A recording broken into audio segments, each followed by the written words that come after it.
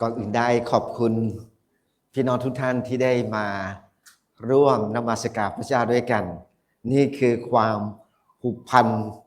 ที่ให้กันและกันเป็นความผูกพันที่ทำให้เราคิดถึงกันและกันได้เห็นใบหน้ารอยยิ้มด้วยกันนะครับขอบคุณพระเจ้านะครับพี่น้องครับวันนี้เราจะมาดูพระวจนะของพระเจ้าด้วยกันในกิจการบทที่20ข้อ18ถึง27ซึ่งเป็นความจริงที่ออกมาจากจิตใจของเปาโลที่มีความผูกพันกับคริสตจักรเอเฟซัสในการประกาศในการเป็นพยานนะครับดังนั้นให้เราจะร่วมใจกันที่จะอ่านพระวจนะของพระเจ้าตอนนี้ด้วยกันในกิจการบทที่20ข้อ18ถึง27นะครับจะขอเรียนเชิญทุกท่านที่จะยืนขึ้นที่จะอ่านด้วยกันนะครับเพราะครับครั้งมาแล้วเปาโลจึงกล่าวว่าท่านทั้งหลายย่อมทราบอยู่เองว่าข้าพเจ้าได้ประพฤติต่อท่านอย่างไรทุกเวลาตั้งแต่วันแรกเข้ามาในแคว้นเอเชียข้าพเจ้าได้ปรนนิบัติพระเจ้าด้วยความถ่อมใจด้วยน้ำตาไหลและด้วยถูกการทดลองซึ่งมันถึงข้าพเจ้าเพราะผู้ยิวคิดร้ายต่อข้าพเจ้าและสิ่งหนึ่งสิ่งใดซึ่งเป็นคุณประโยชน์แก่ท่านทั้งหลายข้าพเจ้ามิได้ปิดซ่อนไว้แต่ได้ชี้แจงให้ท่านเห็นกับได้สอนท่านในที่ประชุมและตามบ้านเรือนทั้งเป็นพยานแก่ผู้ยิวและพวกกรีกถึงเรื่องการกลับใจใหม่เฉพาะพระเจ้าและความเชื่อในพระเยซูคริสต์เจ้าของเรานี่แน่บัดนี้พระวิญญาณพังกุกข้าพเจ้าจึงจำเป็นจะต้องไปอย่างกรุงเยรูซาเล็มไม่ทราบว่าจะมีอะไรเกิดขึ้นกับข้าพเจ้าที่นั่งบ้างเว้นไว้แต่พระวิญญาณบริสุทธิ์ทรงเป็นพระวิญญาณแก่ข้าพเจ้าในทุกบ้านทุกเมืองว่าเครื่องจำจองและความยากลำบากคอยท่าข้าพเจ้าอยู่แต่ข้าพเจ้าไม่ได้ถึงว่าชีวิตของข้าพเจ้าเป็นสิ่งมีค่าและประเสริฐสำหรับตัวข้าพเจ้าแต่ในชีวิตของข้าพเจ้าขอทำหน้าที่ให้สำเร็จก็แล้วกันและทำการปรนนิบัติที่ได้รับมอบหมายจากพระเยซูคริสต์เจ้าคือในที่จะเป็นพยานถึงข่าวประเสริฐซึ่งสำแดงพระคุณของพระเจ้านั้นดูเถิดข้าพเจ้าเที่ยวเป่าประกาศแผ่นดินของพระเจ้าในหมู่พวกท่านบัดนี้ข้าพเจ้าทราบอยู่ว่าท่านจะไม่เห็นหน้าข้าพเจ้าอีกเหตุฉะนั้นวันนี้ข้าพเจ้ายืนยันต่อท่านทั้งหลายว่าท่านทุกคนจะเป็นหรือตายข้าพเจ้าก็พ้นโทษแล้วเพราะว่าข้าพเจ้ามิได้ย่อท้อในการกล่าวเรื่องพระดาริของพระเจ้าทั้งสิ้นให้ท่านทั้งหลายฟังให้เราร่วมใจการที่ทำด้วยกันนะครับพระเจ้าพระบิดาขอพระเจ้าสอนพระวจนะของพระเจ้าตอนนี้ให้มีท่าทีจิตใจที่เหมือนเปาโลในการทุ่มเทชีวิตในการปรนนิบัติรับใช้ตามที่องค์พระเยซูคริสต์ทรงมอบหมายให้เปาโลได้ประกาศได้เป็นพยานเช่นเดียวกันในเช้าวันนี้สิ่งที่พระองค์ทรงทำงานในชีวิตจิตใจสิ่งที่พระองค์ทรงแต่ต้องชีวิตจิตใจสิ่งที่พระองค์ทรงมอบหมายให้เราตามความรู้ความสามารถของเราที่จะทำให้ดีที่สุดจะทำให้สำเร็จที่จะไม่ย่อท้อที่จะทำอย่างด้วยความรักสิ่งที่พระองค์ทรงมอบหมายให้กับเราขอพระวจนะของพระเจ้าในเช้าวันนี้ที่จะสอนเตือนสติให้เราจะดำเนินชีวิตตามแบบอย่างที่ดีของเปาโลในพระนามพระเยซูคริสต์เจ้าอาเมนขอบคุณมากครับเชิญนั่งนะครับ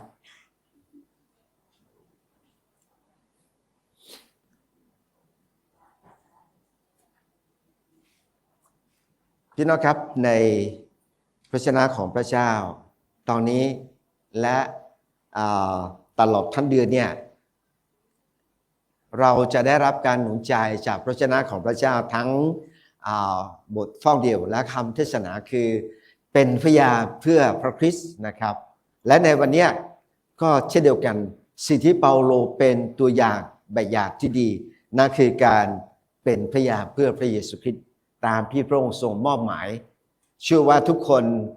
ในหัวใจของเราเนี่ยเราจะได้ยินเสียงจากพระเจ้าเราจะได้ยินแต่ต้องจากสิ่งที่พระวิญญาณบริสุทธิ์ทำในชีวิตจิตใจของเราที่พระองค์ทรงมอบหมายให้กับเราในการที่จะรับใช้อาจจะไม่ได้เป็นที่เป็นพยาเก่งเหมือนเปาโลมีความกล้าเหมือนเปาโลแต่พระเจ้าอาจจะใช้ความสามารถของประธานที่มีอยู่ที่เราจะรับใช้เป็นพยานได้ในส่วนที่พระเจ้าทรงมอบหมายให้กับเรานะครับพี่น้องครับมีใครบางคนที่เขียนไว้ดังนี้นะว่าน้ำตาไม่ได้เป็นเพียงแค่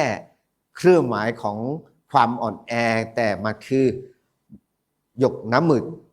เขียนไว้บันทึกไว้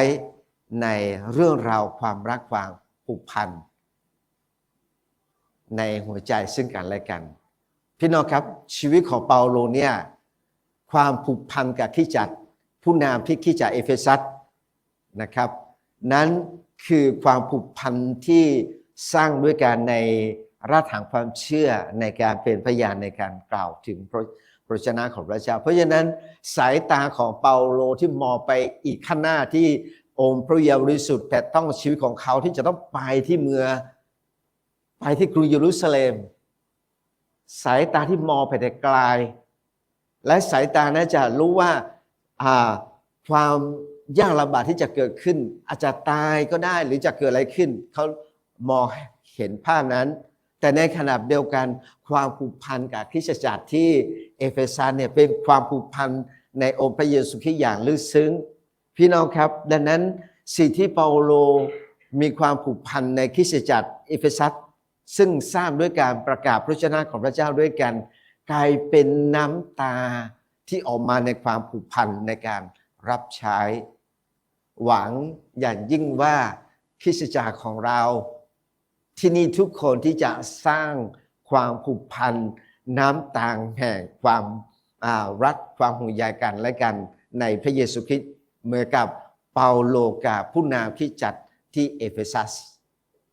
ดังนั้นพี่น้องครับเราจะสร้างความผูกพันน้ำตาแห่งความผูกพันได้อย่างไรแน่นอนถ้าเราไม่ได้พบปะเจอกันถ้าเราไม่ได้พูดคุยกันถ้าเราไม่ได้สัมพันธ์ที่ดีจะไม่มีเกิดขึ้นนะครับความผูกพันก็ทุกครั้งที่เรามานมัสการพระเจ้าด้วยกันทุกครั้งที่เราเจอกันที่กลุ่มแคร์ก็ดีหรือนมัสการก็ดีหรือกลุ่มอธิษฐานก็ดีนั่นคือความผูกพันที่เราสร้างด้วยกันเพื่อให้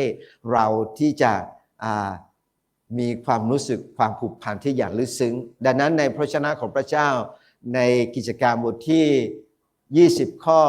18ถึง27เนี่ยคารทูตเปาโลชี้ให้เราเห็นถึงแบบอย่างที่ดีในสร้างความผูกพันแบบอย่างที่ดีนะคือการปฏิบัติรับใช้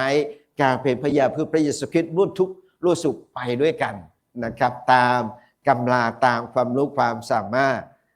สิ่งที่พระเจ้ามอบหมายให้กับเราดังนั้นในเช้าวันนี้เราจะเรียนรู้สิ่งที่เปาโลเป็นตัวอย่างแบบอย่างที่ดีในการสร้างความผูกพันในการประกาศข่าวประเสริฐในเช้าวันนี้4ประการด้วยกันนะครับประการแรกข้าพเจ้าได้ปรนนิบัติพระองค์ด้วยความถ่อมใจก็เป็นตัวอย่างที่ดีให้กับเราข้าพเจ้าได้ปรนนิบัติพระเจ้าด้วยความถ่อมใจด้วยน้ำตาไหลน้ำหมายความว่าสิ่งที่เปาโลทุ่มเทชีวิต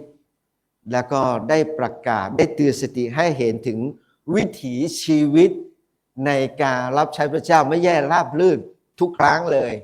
วิถีชีวิตในการเป็นพยานไม่ใช่ทุกคนจะรับเชื่อมีความชื่นชมยินดีวิถีชีวิตในการรับใช้พระเจ้ากว่าคริสตจักรจะออกมาเป็นคริสตจักรไม่ใช่เรื่องที่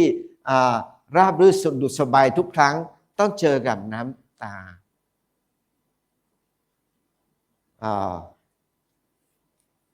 จำได้เมื่อคุยกับผู้รับใช้อาวุโสที่ตอนนี้พระเจ้าลาไปแล้วเนาะอาจารย์ขอยกชื่อหนึ่งอาจารย์โรเบโตกับมาดาบาบาร่า ในการเข้ามาเป็นมิชชันนารีครั้งแรกเนี่ยอาจารย์เป็นคนที่เทศนาภรรยาเป็นคนที่เล่นเปียโนและลูกเป็นสมาชิกที่ฟังคำเทศนาเริ่มจากกลุ่มเล็กๆไม่ใช่เรื่องง่ายแต่ตอนนี้เราขอบพระเจ้ามีเครือข่ายของรถพระคุณนี่ก็เข้มแข็งแล้วก็ขอบคุณพระเจ้าพี่น้องแค่การประกาศการทุกเทเวลาไม่ใช่ราบรื่นตลอดเวลาต้องยากลำบากต้องอดทนต้องอะไรอย่างเขาเรียกว่าต้องใช้ความสามารถความทุ่มเทเหมือนกับหัวใจของพ่อแม่ที่เลี้ยงลูกตอนนี้คนที่เป็นลูกเล็กปัจจุบันนี้เราจะรู้เลยว่าการเลี้ยงลูกเนี่ยเป็นอย่างไรหรือว่าลูกที่โตแล้วเลี้ยงลูกของเราเป็นอย่างไรพ่อแม่หัวใจที่ต้องถ่อมลมต้องเขาเรียกว่าอะไรขอผ้านี้นะฮะเปรียบภาพนี้เนาะพ่อแม่ต้องทุ่มเทเวลาด้วยความรักความห่วงใยจะต้องอะไรครับยอมทุกอย่างเพื่อให้ลูกเนี่ยจะเติบโตนะครับยอมทุกอย่างทุ่มเทอบอุ่นสร้างความอบอุ่นให้ในที่จะเติบโตพร้อมอนาคตที่จะสามารถที่ดูแลตัวเองได้พ่อแม่ทุ่มเทด้วยความถ่อมใจด้วยการเช็ค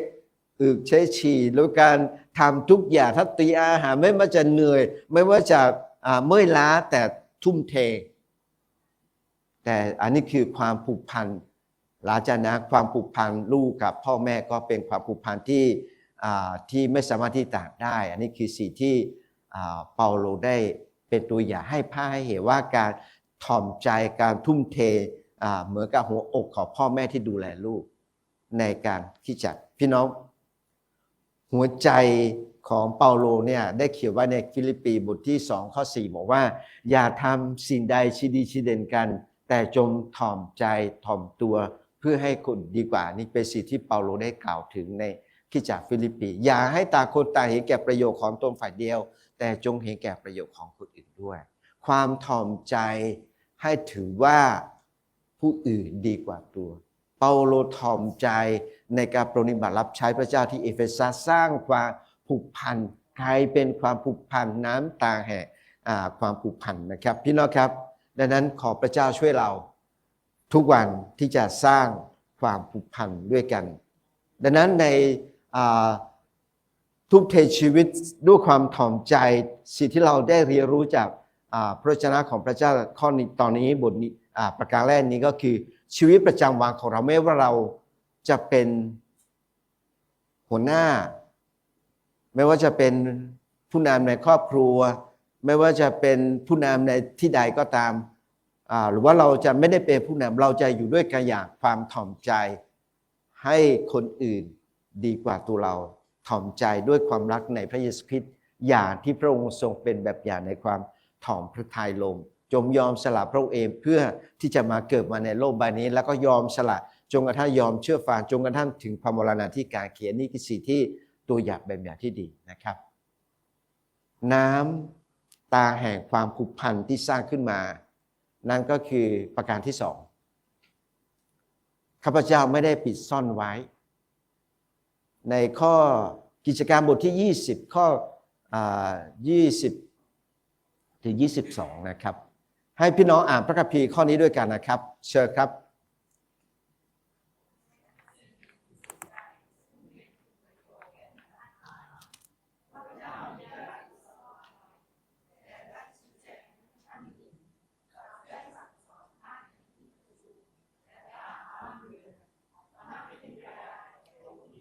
และพวกกรีกถึงเรื่องการกลับใจใหม่เฉพาะพระเจ้าและความเชื่อในพระเยซูคริสต์เจ้าของเรานี่แน่บัดนี้พระวิญญาณพังผูกข้าพเจ้าจึงจำเป็นจะต้องไปอย่างกรุงเยรูซาเล็มไม่ทราบว่าจะเกิดอะไรขึ้นกับข้าพเจ้าที่นั่งบ้านพระวิญญาณทำงานในชีวิตจิตใจเปาโลที่จะต้องไปประกาศที่เยรูซาเล็ม ในการไปที่เยรูซาเล็มมันจะเกิดอะไรขึ้นก็ไม่รู้ แต่ในขณะเดียวกัน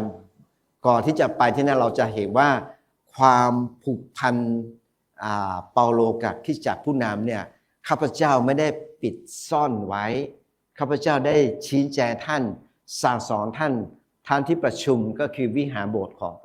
แล้วก็ท่านที่บ้านเรือนเป็นพยาพวกยิวพวกกรีกนะครับอันนี้เป็นการทุ่มเทชีวิตในการปรนนิบัติรับใช้พระเจ้าด้วยความสัตย์ซื่อโดยที่ไม่ได้ปิดบังซ่อนด้วยความโปร่งใสทำงานไปสอนที่ประชุมสอนที่บ้านตามเรือเป็นพยานพี่น้องอันนี้เพียงหัวใจของเปาโลที่สร้างความผูกพันในการประกาศข่าวประเสริฐแต่เหนือสิ่งอื่นใดไม่ว่าสร้างความผูกพันนั้นแน่ชิดสนิทกันขนาดไหนแต่เมื่อพระวิญญาณบริสุทธิ์ทำงานในจิตใจที่จะต้องไปประกาศอีกที่หนึ่งเปาโลยอมฟังพี่น้องครับในคริสตจักรของเราสร้างความผูกพันความห่วงใยซึ่งกันและกันพระเจ้าจะมีแผนการที่ดีสำหรับท่านในการที่จะไปประกาศในการที่จะเป็นพยานที่ใดที่หนึ่งที่พระองค์ทรงใช้ท่านอย่าดับพระวิญญาณบริสุทธิ์ให้พระเจ้าทำมาในชีวิตจิตใจนะครับพี่น้องครับดังนั้นความผูกพันที่มั่นคงเกิดขึ้นคือความจริงใจไม่มีความรักมีสิ่งใดที่จะทำให้เราทำให้เกิดความผูกพันเกิดความโปร่งใสเกิดความมั่นใจที่จะช่วยให้พี่น้องเติบโตเราจะต้องทุ่มเทสิ่งนั้นนะครับเปิดเผยอย่างตรงไปตรงมาพี่น้องมีประสบการณ์เราไปหาหมอไหมคนไม่มีหมอคนใดที่เห็นคนไข้แล้วปิดบังโรคที่คนไข้เป็นอยู่ถ้าเกิดอะไรขึ้นก็จะเปิดเผยขอให้ภาพนี้นะครับไม่ทราบใครมีหมอประจำ5 คนขึ้นไปมีไหมหมอประจำตัวนะครับ5 คนขึ้นไปมีไหมโอ้ขอบคุณพระเจ้าไม่มีขอบคุณพระเจ้าผมมีถ้าหมอไขมันที่ตะโพกประจำมีหมอรัศสีมีหมอคีโมมีหมอหูตาคอจมูก4 หมอที่จะต้องพบประจำและ4 หมอเนี่ยไม่ปีบันนะไม่ปีบันเลยเราเป็นอะไรเขาก็จะเปิดเผยอย่างชัดเจนคุณจะต้องรักษาชีวิตอย่างนี้คุณจะต้องกินยาแบบนี้คุณจะต้องดำเนินชีวิตแบบนี้คุณจะต้องเปลี่ยนพฤติกรรมแบบนี้ไม่มีความลับสำหรับหมอที่ให้รักคนไข้ก็บางคนพี่น้องคนที่เมื่อก่อนเนี่ยคนที่เจ็บไข้ได้ป่วยโดยเฉพาะคนที่เป็นมะเร็งเนี่ยหมอเขาจะปิดบังไม่ให้คนไข้รับทราบแต่จะแจ้งให้กับญาติพี่น้องรับทราบว่าคนไข้ป่วยอย่างนี้นะแต่คนไข้เองเขาไม่รู้แต่ปัจจุบันไม่ได้เป็นแบบนั้นคนไข้จะต้องรับทราบข้อมูลจากหมอโดยตรงนะครับตอนที่ผมหมอแจ้งโดยตรงว่าเป็นมะเร็งเนี่ยคือหมอก็มองหน้าสักครู่นะครับมองหน้าสักครู่ก่อนว่าจะพูดยังไงดีเราก็กำลังจะรอฟังแล้วก็จ้องมองตาหมอด้วยต่างคนต่างมองตากันแล้วหมอบอกว่าก็แจ้งให้ทราบเนื้อที่อยู่ในคอเนี่ยเป็นเนื้อร้ายก็โอเคก็ยอมรับความจริงแล้วก็เข้ากระบวนการรักษาพี่น้องครับเพราะฉะนั้นสิ่งที่เราเรียนรู้จากเปาโลในการทำงานการปฏิบัติการรับใช้พระเจ้าไม่มีความลับไม่ซ่อนไว้ทำอย่างโปร่งใสทำอย่างตรงไปทำมาทุ่มเทเวลาด้วยน้ำตาทุ่มเทเวลาชีวิตนะครับเพราะฉะนั้นในพระชนะของพระเจ้าในเอเฟซัสบทที่4ข้อ15-16เนี่ยบอกว่าแต่ให้เรายึดความจริงด้วยใจรักเพื่อจะเจริญขึ้นทุกอย่างสู่พระองค์ผู้เป็นศีรษะคือพระคริสต์คือเนื่องจากพระองค์นั้นร่างกายทั้งหลายติดสนิทกันและประสานกันโดยทุกข้อต่อที่พระทรงประทานได้จำเริญขึ้นด้วยความลับ เมื่ออวัยวะทุกอย่างทำงานตามความเหมาะสมผู้เชื่อเป็นพระกายของพระองค์ทุกอย่างทำงานด้วยกันทุกอย่างร่วมรับใช้พระเจ้าด้วยกันไปด้วยกันแล้วก็พูดความจริงด้วยใจรักพี่น้องครับสำคัญมากพูดความจริงด้วยความรักเนี่ยสำคัญถ้าเราเห็นพี่น้องท่านใดมีความเริ่มที่การกระทำที่ไม่ค่อยเหมาะสมเราก็ต้องพูดด้วยความจริงด้วยความรักอย่าตรงไปตรงมาไม่ซ่อนไว้ไม่ปิดบังไว้ไม่ปกป้องความบกพร่องไม่ปิดเขาเรียกว่าไว้หน้าแต่ให้พูดอย่างด้วยใจจริงด้วยความรักเพื่อให้พี่น้องจะได้เติบโตขึ้นอยู่ในทางของพระเจ้าขอพระเจ้าทรงช่วยเราที่จะมีความกล้านะครับแบบนั้นนะครับแล้วก็พี่น้องครับเพราะฉะนั้นให้เราทุกคนพูดความจริงด้วยความรักสร้างความผูกพันในให้พี่น้องที่จะเจริญขึ้นสู่ทางของพระเจ้านะครับนี่คือประการที่สองน้ำตาแห่งความผูกพันประการที่สามข้าพเจ้าทำหน้าที่ให้สำเร็จนะครับขอให้เราจะอ่านด้วยกันท่านสองข้อด้วยกันนะครับให้เราอ่านด้วยกันเพราะครับเว้นไว้แต่พระวิญญาณบริสุทธิ์ทรงเป็นพยานแก่ข้าพเจ้าในทุกบ้านทุกเมืองว่าเครื่องจำจองและความยากลำบากคอยท่าข้าพเจ้าอยู่แต่ข้าพเจ้าไม่ได้ถึงว่าชีวิตของข้าพเจ้าเป็นสิ่งมีค่าและประเสริฐสำหรับตัวข้าพเจ้า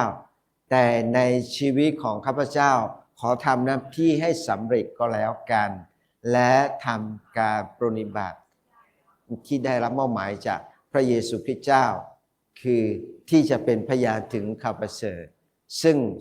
สำแดงพระคุณของพระเจ้านั้นพี่น้องครับ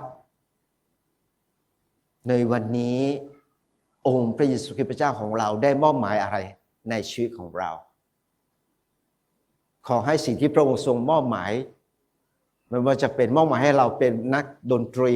ที่เล่นเพลงถวายเกียรติแด่พระเจ้ามอบหมายให้เราเป็นผู้สอนระวีมอบหมายให้เราเป็นครูสอนเด็กมอบหมายให้เราเป็นผู้ที่นำความสนุกสนานบันเทิงเกมสร้างสัมพันธ์สิ่งที่พระเจ้ามอบหมายให้กับเราแต่ละคนพระเจ้าจะไม่ได้มอบหมายให้เหมือนกันหมดจะแตกต่างกันไปขอให้ข้าพเจ้าทำหน้าที่ให้สำเร็จพี่น้องเราจะพูดด้วยกันพร้อมๆกันข้าพเจ้าขอทำหน้าที่ให้สำเร็จเพราะครับข้าพเจ้าขอทำหน้าที่ให้สำเร็จก็แล้วกันนะสิ่งที่พระองค์มอบหมายให้กับเราแต่ละคนไม่เหมือนกันขอให้เราทำหน้าที่นี้ให้สำเร็จไม่ย่อท้อนะครับให้สำเร็จพี่น้องขอบคุณพระเจ้านี่คือสิ่งที่หัวใจของเปาโลที่ได้ยิงได้ฟังแล้วก็อยู่ในหัวใจตลอดเวลาว่าสิ่งที่พระองค์ทรงมอบหมายนั้นขอทำให้สำเร็จและเปาโลก็ทำสำเร็จนะครับและพวกเราทุกคนเราก็สามารถที่จะทำสำเร็จได้ถ้าเรายอมให้ยอมทำเพื่อพระเจ้านะครับเพราะฉะนั้นขอบคุณพระเจ้าสำหรับชีวิตสิ่งที่พระองค์ทรงมอบหมายให้เราขอบคุณพระเจ้าพี่น้องการรับใช้พระเจ้าอย่างที่ได้กล่าวไปแล้วไม่ใช่เป็นที่ราบรื่นนะครับทุกวันพี่น้องที่คริสตจักรของเราในการรับใช้พระเจ้าเนี่ยก็ทุ่มเทกายใจความสามารถแตกต่างกันไปเนาะความสามารถแต่ละคนแตกต่างกันไปพี่น้องที่ผมทราบอยู่ว่าคุณได้ทุ่มเทชีวิตทำงานอย่างเต็มความสามารถเปาโลทุ่มเทชีวิตทำอย่างเต็มความสามารถจงสำเร็จและท่านวันนี้ที่คุณทำอยู่ในขณะนี้ก็เชื่อว่าสำเร็จแน่นอนในสิ่งที่ท่านได้ทุ่มเทกายใจสติปัญญาไม่ว่าจะเหนื่อยไม่ว่าจะล้าจากที่ทำงานแต่แบ่งส่วนงานที่พระเจ้าได้ทำไว้สิ่งนั้นจะสำเร็จแน่นอนขอพระเจ้าอวยพรเสริมกำลังทุกเช้าวันใหม่นะครับ พี่น้องครับดังนั้นคิดว่าไม่มีอะไรที่น่าประทับใจมากกว่าความสัตย์ซื่อที่การทุ่มเทชีวิตที่ให้กับพระเจ้าพระเยซูคริสต์ภาคภูมิใจท่านที่ทำอยู่ในขณะนี้เปาโลทำอยู่ขณะนี้พระเยซูทรงมองเห็นเปาโลทุ่มเทและให้ความสำเร็จและท่านวันนี้เราก็พระเจ้าจะทำให้ท่านทำสำเร็จได้เช่นเดียวกันนะครับเพราะว่าเหมือนกับความสำเร็จนั้นเนี่ยเปาโลได้บอกว่ายังไงครับเปาโลบอกว่าเหมือนกับเขาวิ่งไปเหมือนกับสิทธิทุ่มเทเนี่ยเหมือนกับทำอย่างนักกีฬานะครับเปรียบภาพอย่างนี้ให้เราอ่านด้วยกันเพราะครับข้าพเจ้าได้ต่อสู้อย่างเต็มกำลังข้าพเจ้าได้แข่งขันจนถึงที่สุดข้าพเจ้าได้รักษาความเชื่อไว้แล้วแต่ตอนนี้ไปมงกุฎแห่งความชอบธรรมจะเป็นของข้าพเจ้าซึ่งองค์พระผู้เป็นเจ้าผู้พิพากษาอันชอบธรรมจะทรงประทานเป็นรางวัลแก่ข้าพเจ้าในวันนั้นและมิใช่แก่ข้าพเจ้าผู้เดียวเท่านั้นแต่จะทรงประทานแก่คนทั้งปวงที่ยินดีในการเสด็จมาของพระองค์ภาพที่เปาโลทุ่มเทในการชีวิตเนี่ยเขาบอกว่าเหมือนกับภาพที่เป็นนักกีฬาสู้อย่างเต็มกำลังแข่งขันอย่างเต็มจนถึงที่สุดผมรู้ว่าที่นี่มีคนที่ชอบดูมวยใช่ไหม ผมรู้ว่าพี่น้องนี่ดูชอบมวยนะมวยเนี่ยเวลาต่อเนี่ยมันแบบสุดกำลังเป็นเพื่อนกันกินข้าวด้วยกันซ้อมด้วยกันในค่ายพอขึ้นเวทีเนี่ยสู้กับเอาไปเอาตายเหมือนกับไม่เคยเจอกันเหมือนกับกลบกันแบบนาแสนนานสู้กันจนตายลงมาก็กินลาแค่เสร็จแล้วลงมาก็กอดคอกัน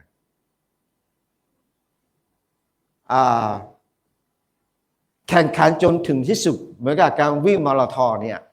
พี่น้องครับผมไปออกกำลังกายที่สวนรถไฟที่เจอกับนักวิ่งที่วิ่งมาราธอนเนี่ยได้คุยกับเขาบอกว่าเขาวิ่งเนี่ยถ้าวิ่งประมาณสัก5 ชั่วโมงขึ้นไปแล้วเนี่ยเขาปวดฉี่ก็จะฉี่เลยนะจะไม่แวะข้างทางไปฉี่นะวิ่งปวดฉี่ก็ฉี่ไปเลยวิ่งไม่หยุดวิ่งทั้ง7-8 ชั่วโมง10 ชั่วโมงเนี่ยรักษาเวลาเพราะว่าบอกว่าเมื่อไหร่ก็ตามที่เราอยู่เนี่ยร่างกายเราจะล้าแล้วก็แต่ถ้าเราก้าวไปเรื่อยๆไปเรื่อยไม่รู้เป็นอย่างนั้นหรือเปล่านักวิ่งของเราอยู่ที่นี่ด้วย นะครับก็วิ่งไปเรื่อยๆพี่น้องครับนี่คือการทำอย่างสุดกำลังเพื่อที่จะได้ชัยชนะเปาโลก็ได้ทำแบบนั้นเปาโลก็ได้รับชัยชนะตรงนั้นพี่น้องดังนั้นสิ่งที่เปาโลให้ตัวอย่างแบบอย่างกับเรานั้นเราจะเรียนแบบเราก็จะเดินไปด้วยกันสิ่งที่เปาโลได้สอนไว้พี่น้องครับดังนั้นการรับใช้งานที่หน้าที่ความรับผิดชอบของเราแต่ละคนไม่เหมือนกันขอให้เราทำอย่างเต็มกำลังขอให้ทำอย่างสุดความสามารถแล้วก็เพื่อที่เราจะได้รับความภาคภูมิใจนะครับไม่ว่าจะงานสิ่งใดก็แล้วแต่นะครับนั่นคือสิ่งที่พระเจ้ามอบหมายให้กับเราเหมือนที่เปาโลให้กับเราทำนะครับพี่น้องครับ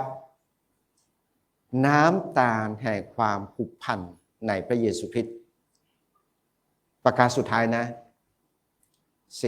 4ข้าพเจ้ามิได้ย่อท้อเพราะว่าข้าพเจ้ามิได้ย่อท้อในการกล่าวเรื่องพระดาริดของพระเจ้าทั้งสิ้นให้ท่านทั้งหลายฟังสำคัญประเด็นสุดท้ายนี้สำคัญมากหลายครั้งเรียนไม่จบพ่อแม่ก็อยากให้เรียนจบแต่เรียนไม่จบเพราะท้อ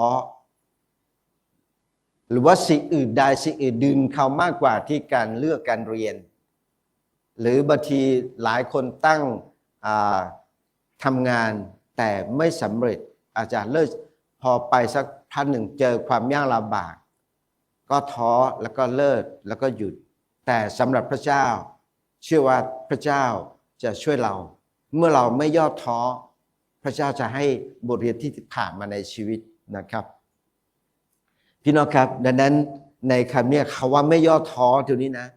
คำว่าไม่ย่อท้อที่นี้ไม่ได้หมายความว่าเป็นคนที่ขี้แพ้ย่อท้อเนี่ยไม่ใช่ว่าขี้แพ้หรือว่าเป็นอุปสรรคไม่ยอมแพ้ต่ออุปสรรคแรงกดดันไม่ว่าความกลัวหรืออะไรก็แล้วแต่ที่เผชิญเข้าผ่านมาในชีวิตสิ่งที่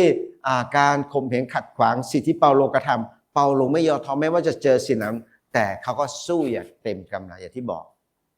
สู้อย่างเต็มกำลังแข่งขันอย่างถึงที่สุดอันนี้คือสิ่งที่ชีวิตของเปาโลพี่น้องดังนั้นสิ่งที่เราได้เรียนรู้ความจริงจากพระชนะของพระเจ้าตอนนี้สิ่งที่เปาโลที่กระทำแบบนั้นเพราะว่าเสียงนั้นมันดังในหูมันดังในหัวใจมันดังในทุกส่วนอวัยวะของเปาโลเลยว่า1 โครินธ์บทที่9ข้อที่16อ่านด้วยกันเพราะครับเพราะการที่ข้าพเจ้าประกาศข่าวประเสริฐนั้นข้าพเจ้ามิได้เหตุที่จะอวดได้เพราะจำเป็นที่ข้าพเจ้าจะต้องประกาศข่าวประเสริฐถ้าข้าพเจ้าไม่ประกาศวิบัติจะเกิดแก่ข้าพเจ้าเสียงที่พระเยซูมอบหมายให้กับเปาโลในการประกาศข่าวประเสริฐนั้นต้องไปประกาศข่าวประเสริฐนั้นเสียงนั้นดังก้องในหูตลอดเวลาข้าพเจ้าต้องประกาศข่าวประเสริฐข้าพเจ้าต้องประกาศข่าวประเสริฐข้าพเจ้าต้องการประกาศข่าวประเสริฐถ้าข้าพเจ้าไม่ประกาศข่าวประเสริฐวิบัติจะแก่ข้าพเจ้านี้ดังก้องในสมองความคิดสิ่งที่พระองค์ทรงมอบหมายพี่น้องครับอันนั้นสิ่งที่พระองค์ทรงมอบหมายให้เปาโลเป็นผู้ประกาศแต่ตอนนี้ท่านวันนี้พระเจ้าจะไม่ได้มอบหมายให้ในการประกาศโดยตรงแต่พระเจ้ามอบหมายให้อะไรก็แล้วแต่ข้าพเจ้าจะต้องทำอย่างไรครับสุขพระสามารถเชื่อว่าแต่การประกาศข่าวประเสริฐนะทุกคนจะมอบหมายแต่พระเจ้าจะมอบหมายให้พิเศษมากกว่านั้นอีกถ้าพระเจ้ามอบหมายให้กับเราอย่างที่ผมได้กล่าวไว้เมื่อสักครู่นะถ้าพระเจ้ามอบหมายให้เราเป็นคนที่นำเกมสร้างความสนุกสนานให้กับพี่น้องที่ให้ความสามารถในนั้นเราทำอย่างเต็มที่ถ้าพระเจ้ามอบหมายให้เรามีความสามารถในด้านดนตรีที่จะเล่นถวายเกียรติแด่พระเจ้าทำอย่างเต็มที่ถ้าพระเจ้ามอบหมายให้เราจะเป็นผู้นำเราจะเป็นผู้สอนทำอย่างเต็มที่สุดความสามารถไม่ย่อท้อนั่นคือสิ่งที่พระเจ้าทรงมอบหมายให้กับเราแต่ละคนอีกครั้งหนึ่งไม่เหมือนกันแต่ขอให้เราไม่ย่อท้ออาจจะไม่สำเร็จทันทีทันใดการเป็นพยาให้กับญาติพี่น้องของเราพ่อแม่ของเราเพื่อนๆของเรา10 ปี15 ปี20 ปียังไม่เห็นมีการเปลี่ยนไปเลยไม่เปลี่ยนไปก็ไม่เอาละเปาโลไม่ได้คิดแบบนั้นเปาโลให้เป็นแบบอย่างกับเราไม่ว่า10 ปีเป็นพยาให้กับพ่อแม่ญาติพี่น้องเพื่อนๆเราไม่ประกาศใจก็20 ปียังไม่กลับใจตราบใดที่ยังมีชีวิตอยู่ก็ทำจงกว่าพระเจ้าจะรับชีวิตเราแล้วเชื่อว่าคนที่เราเป็นพยานจะกลับใจเปิดใจพระเจ้าจะทำงานในชีวิตจิตใจอย่างแน่นอนนะครับไม่ย่อท้อนะครับพี่น้องครับดังนั้นสิ่งที่พระเยซูคริสต์ได้เตือนสติให้กับเราอดทนสู้เข้มแข็งไม่ย่อท้อทำต่อไปในบทบาทที่พระเจ้ามอบหมายกับเราขอให้เปรียบภาพนี้นะครับในสมัยก่อนนะเมืองต่างๆจะมีประตูป้องประตูหรือว่าเมืองประตูเหล่านั้นเพื่อที่จะเป็นทหารรักษาความปลอดภัยให้กับเมืองเพราะฉะนั้นทหารเหล่านี้อดทนตากแดดตัดฝนพายุมาฟ้าคะนองเขาก็จะยืนอยู่เพื่อที่จะรักษาความปลอดภัยให้ในเมืองอย่างมีชีวิตอย่างสงบสุขเหมือนกับทหารปัจจุบันทหารที่ไปรักษาการในชายแดนไทยแต่ละประเทศเนี่ยอย่างเช่นกับเพื่อนบ้านกัมพูชาหรือว่าพม่าที่เราทหารเหล่านั้น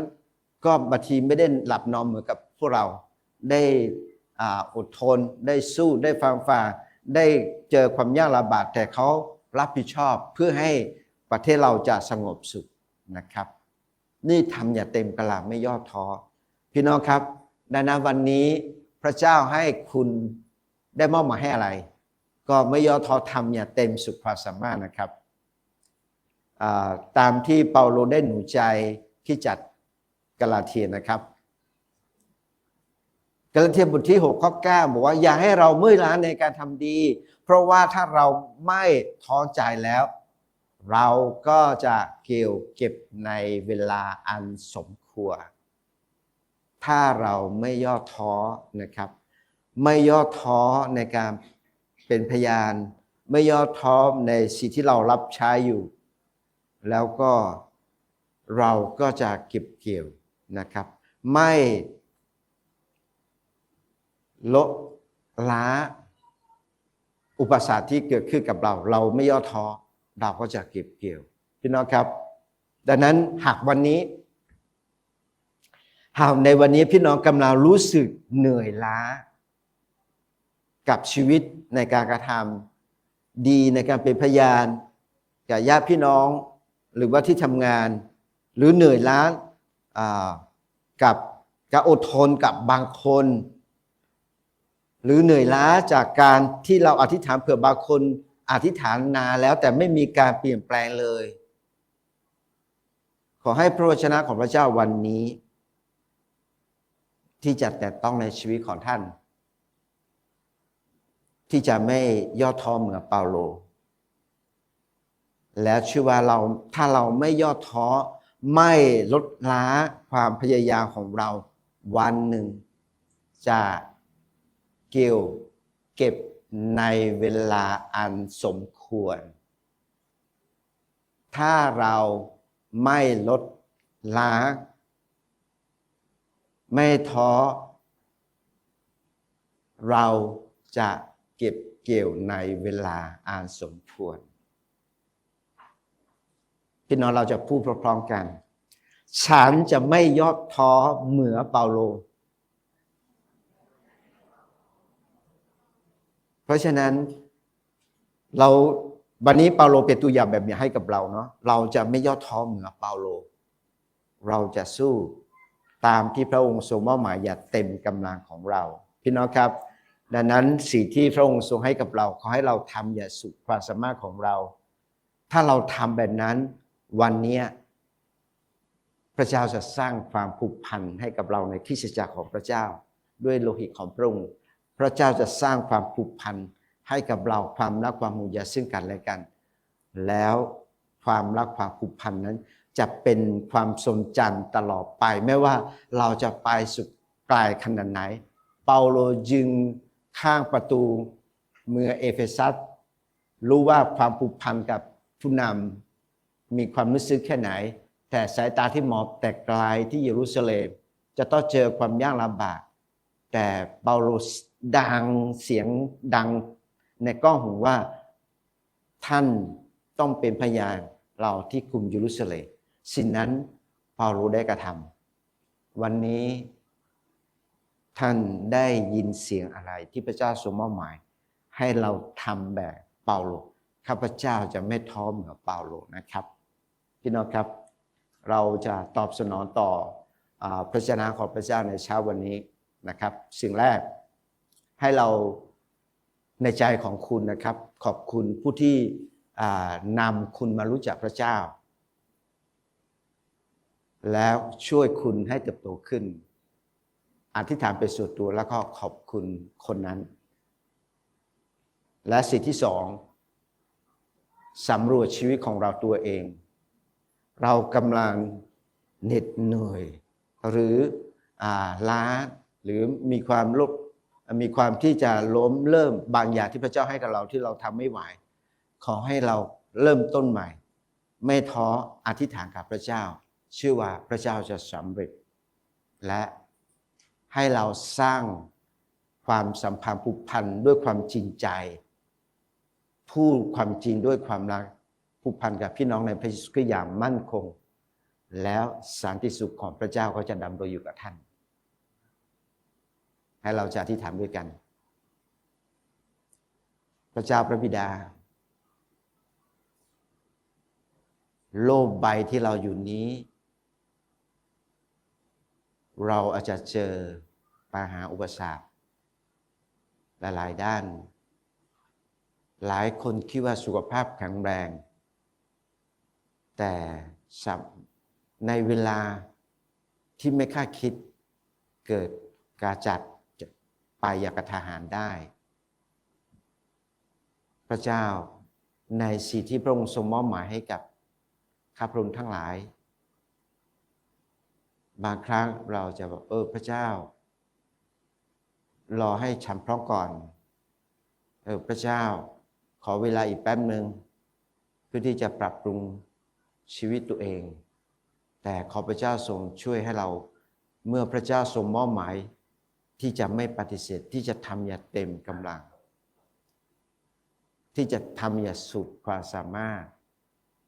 ที่จะทำอย่างโปร่งใสด้วยความเชื่อในสถานะพระองค์จะทำอย่างด้วยความมุ่งมั่นตั้งใจอย่างที่พระองค์ทรงอยากให้เราทำขอพระเจ้าเมตตาทรงช่วยพี่น้องในที่ประชุมแห่งนี้หรือทางบ้านก็ตามสิ่งที่พระเจ้าทำงานในชีวิตจิตใจสิ่งที่พระเจ้าแต่ต้องในชีวิตสิ่งที่พระเจ้ามอบหมายสิ่งที่เราทำขอพระเจ้าทรงช่วยพี่น้องที่จะตอบสนองถ้าเรายังไม่ได้ทำสารภาพกับพระเจ้าขออภัยแก่พระเจ้าเริ่มต้นใหม่ก่อนที่จะสายเกินไปชีวิตเราแต่ละคนสั้นยาวไม่เหมือนกันขอพระเจ้าช่วยเราที่ชีวิตตราบใดที่ยังมีลมหายใจที่ขอพระเจ้าทรงขอให้เราที่จะทำหน้าที่ให้ดีที่สุดขอพระเจ้าช่วยเช่นนั้นอธิษฐานมอบความรู้สึกอารมณ์ความตั้งใจทุกสิ่งทุกอย่างเหล่านี้ที่พระเจ้าให้กับเราที่จะทำอย่างดีที่สุดฉันจะไม่ท้อย่อท้อเหมือนเปาโลสิ่งนี้ที่จะดังอยู่ในชีวิตของเราทุกอย่างที่พระเจ้ามอบหมายให้กับเราอาจจะไม่ราบรื่นทุกอย่างที่พระเจ้าให้เราทำอาจจะไม่เป็นอย่างที่เราคิดแต่ตอบสนองด้วยกันฉันจะไม่ย่อท้อจะทำให้ดีที่สุดเสียงนั้นที่จะดังอยู่ในหูเขาข้าพระองค์ทั้งหลายอธิษฐานขอพระองค์ฝากซึ่งกันและกันไว้ในการปกป้องไว้ในการทรงนำไว้ในการรักษาไว้ในการดูแลของพระองค์ทุกๆคนตามบทบาทที่พระองค์มอบหมายให้กับเราถูกในพระนามพระเยซูคริสต์เจ้าอาเมนขอพระเจ้าอวยพรพระชนะของพระเจ้านะครับขอมอบเวลาให้กับผู้นำนมัสการคุณโยชูบาครับเชิญครับ